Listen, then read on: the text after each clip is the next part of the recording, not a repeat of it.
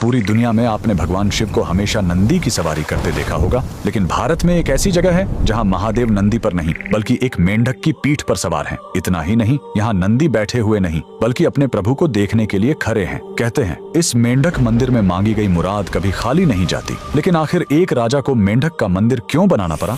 कहानी करीब 200 साल पुरानी है, उत्तर प्रदेश के ऑयल रियासत की। वहाँ के राजा बख्तावर सिंह बहुत प्रतापी थे, लेकिन वो कुदरत के आगे हार चुके थे। उनके राज्य में सूखा पड़ गया था, प्रजा पानी के लिए तड़प रही थी और दूसरी तरफ राजा का अपना आंगन सूना था। उनका कोई पुत्र नहीं था जो आगे चलकर गद्दी संभाल सके। राजा पूरी तरह टूट चुके थे। तभी राज्य में एक महान तांत्रिक का आगमन हुआ। उसने राजा की परेशानी सुनी और एक ऐसा उपाय बताया जिसे सुनकर सब हैरान रह गए। तांत्रिक ने कहा, राजन, ये सामान्य सूखा नहीं है, आपको मंडूक तंत्र का सहारा लेना होगा।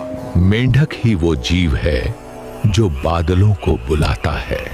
आपको एक ऐसा मंदिर बनवाना होगा जो मेंढक की पीठ पर टिका हो।